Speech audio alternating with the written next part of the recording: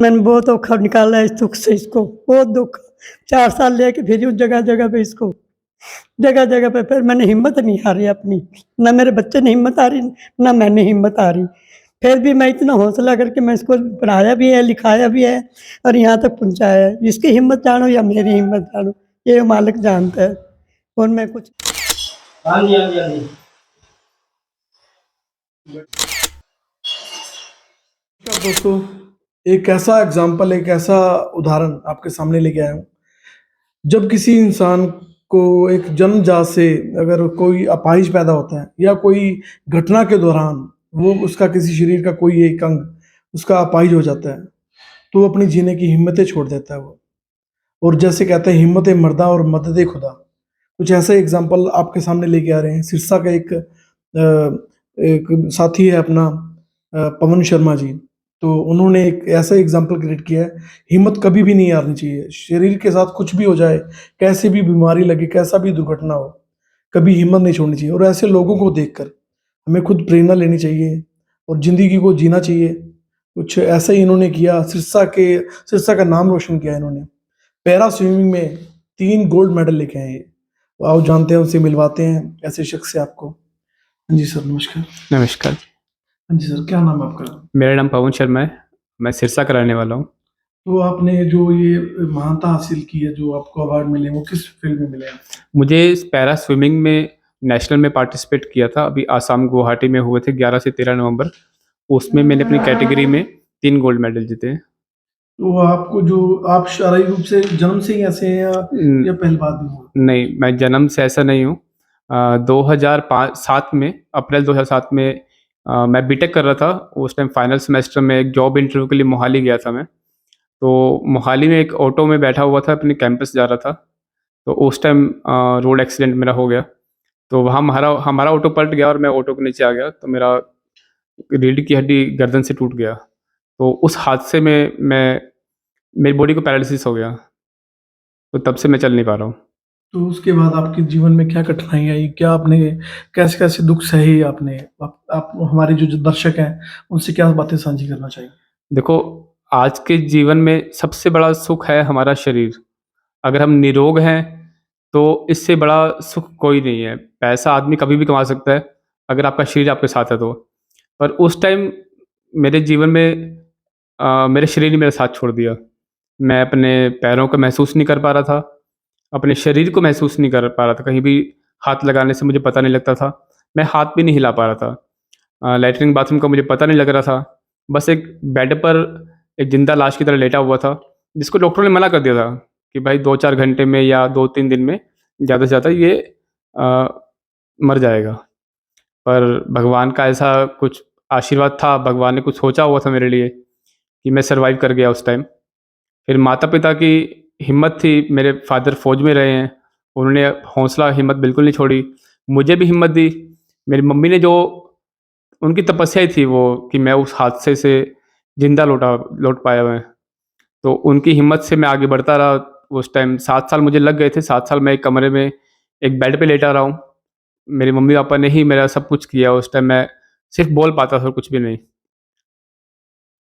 तो उसके बाद आपको कैसे लगा अभी ज़िंदगी जीनी चाहिए? 7 साल में पहले 3 साल मैंने बहुत मेहनत किया, रिहैब किया, एक्सरसाइज़ किया, पर जब लग रहा था कि अभी कुछ नहीं हो पा रहा था, मैं टूट गया था।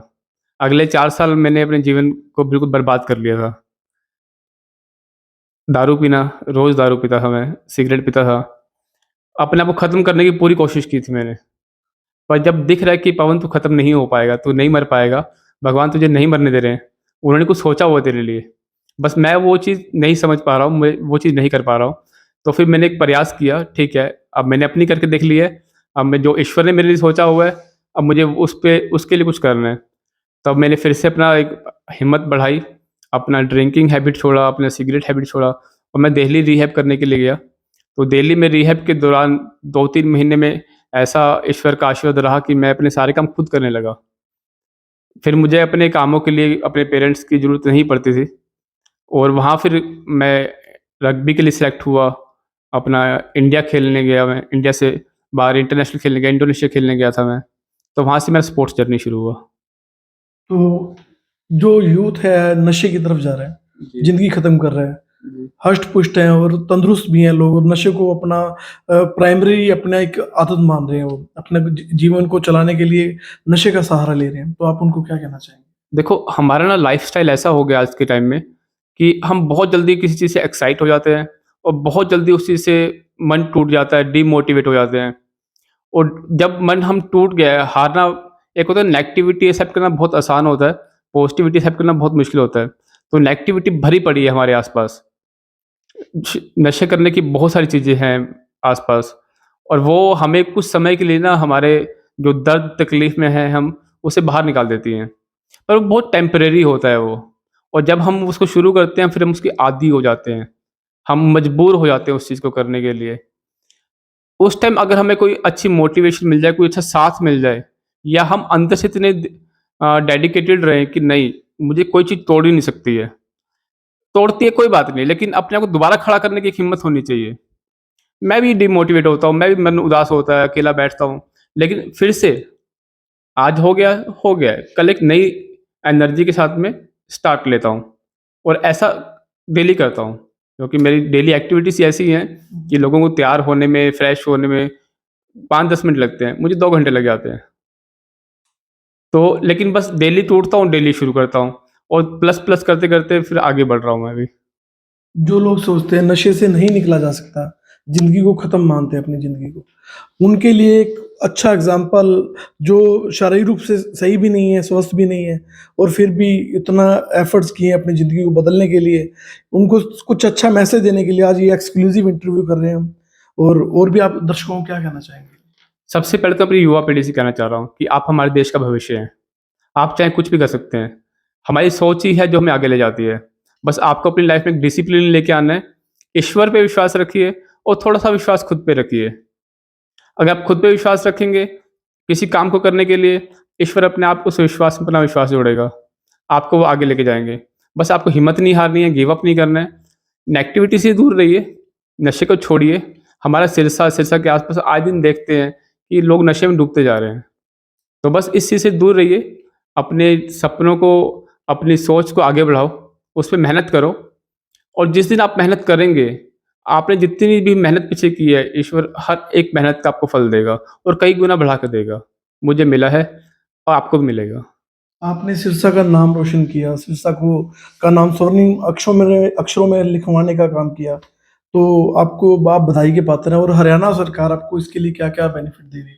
सहायता कर रही है आपकी? देखो, अभी जो हमारे टूर्नामेंट्स हो रहे हैं, वो बहुत अच्छे लेवल पे हो रहे हैं। हमारे पहले इतने अच्छे नहीं होते थे, लेकिन जब से बीजेपी की सरकार आई है, इन्होंने बहुत, पहले कांग्रेस की सरकार ने बहुत किया है, पर अभी थोड़ा अलग क्या हो गया है कि हमारे प्राइम मिनिस्टर खुद हमारा हौसला बढ़ाते हैं। हमारे जो प्लेयर्स अभी पैरालंपिक में जो ओलंपिक खेलने गए थे, फिर एशियन खेलने गए थे, कॉमनवेल्थ गए थे, वो खुद उनसे मिलते हैं, हौसला बढ़ाते हैं। पर कुछ चीज़ें हैं, कुछ जगह हैं जहाँ पे उनको काम करना है, मुझे लगता है ज़रूरी है। अभी वो जगह क्या है कि नेशनल्स के में हमें हरियाणा गवर्नमेंट से कैश अवार्ड मिलता है। पर वो कैश अवार्ड इतना काफ़ी नहीं है कि हम अपना उसमें ट्रेनिंग भी कर लें, अपने खर्चे भी उठा लें। जीतने के बाद बहुत पैसा मिल जाता है, पर वो पैसा उस टाइम काम नहीं आता है। हमें पैसा चाहिए जीत से पहले, ट्रेनिंग के दौरान पैसा चाहिए। हमारी ट्रेनिंग में जो औज़ार है, जैसे व्हीलचेयर है मेरी, अब व्हीलचेयर टूट गई है, मैं यहाँ से वहाँ तक नहीं जा सकता, गिर जाऊँ उस पे तो क्या उसका वो हो जाएगा, चोट लग जाएगी। तो हमें ऐसा है कि नेशनल बेस पे, जैसे राजस्थान गवर्नमेंट जॉब देती है, नेशनल में कोई भी मेडल आता है, तो हमें भी एक जॉब का प्रावधान किया जाए। हमें नेशनल के उस पे स्पोर्ट्स कोटे में जॉब दी जाए। और दूसरा ये कि हमारी जो बीमारी होती है, चोट होती है, उनमें बहुत ज़्यादा पैसा लग जाता है। तो हमें आयुष्मान योजना के अंतर्गत हमारा पंजीकरण किया जाए और हमें ताकि हमें फ्री इलाज मिल सके। जो एफर्ट्स पवन जी ने आज तक की हैं, जिस तरह ये अपाहिज होते हुए भी स्विमिंग करते हैं और जो गेम्स वगैरह खेलते हैं, उसकी वीडियो इस वीडियो के अंत में दिखाई जाएंगे आपको, ताकि आप सबका हौसला भी बढ़ेगा ये देखकर, और जो लोग शारीरिक व मानसिक रूप से बीमार हैं, उनको एक बहुत अच्छा मैसेज मिलेगा। और इस वीडियो को ज़्यादा से ज़्यादा शेयर जरूर करना, ताकि जो लोग हौसला हार चुके हैं ज़िंदगी जीने की हिम्मत छोड़ चुके हैं, उनको ज़िंदगी जीने का एक नया सहारा मिले, नई किरण मिले। और हम धन्यवाद करना चाहेंगे ऐसे साथियों का जो उनके लिए एक एग्ज़ाम्पल क्रिएट कर रहे हैं, उनको एक मोटिवेशनल पावर मिलेगी इससे। इस वीडियो के बारे में आपकी क्या राय है? इस वीडियो को ज़्यादा से ज़्यादा शेयर कीजिएगा और इस वीडियो से आपको क्या सीखने को मिला, ये ज़रूर बताइएगा। धन्यवाद। पवन जी की माताजी से जानते हैं उन्होंने क्या-क्या एफर्ट्स किए उनको इस दुःख की घड़ी में से बाहर निकालने के लिए। और एक माँ का दिल होता है भी उसका बेटा हष्ट-पुष्ट हो, तंदुरुस्त हो और अपना नौकरी करे कहीं, अपनी शादी करे। और उस माता का दिल, आज माता के दिल की बातें जानेंगे और इन बातों से आप सबको कुछ सीखने को भी मिलेगा। हाँ जी माता जी, राम राम जी। क्या कहना चाहोगे? आगे आओ। क्या कहना चाहोगे? क्या कहूँ मैं? मैंने बहुत औखा निकाला है इस दुख से, इसको बहुत दुख। 4 साल लेके फिरी हूँ जगह-जगह पे इसको, जगह-जगह पे। फिर मैंने हिम्मत नहीं हारी अपनी, ना मेरे बच्चे ने हिम्मत हारी, ना मैंने हिम्मत हारी। फिर भी मैं इतना हौसला करके मैं इसको पढ़ाया भी है, लिखाया भी है और यहाँ तक पहुँचाया है। इसकी हिम्मत जानो या मेरी हिम्मत जानो, ये मालिक जानता है और मैं कुछ नहीं कह सकती। कईयों के बच्चे नशे में लग रहे हैं। नशे में इतना नहीं था, मेरे को नहीं पता था उस टाइम ये नशे में है, मेरे को कुछ नहीं पता था।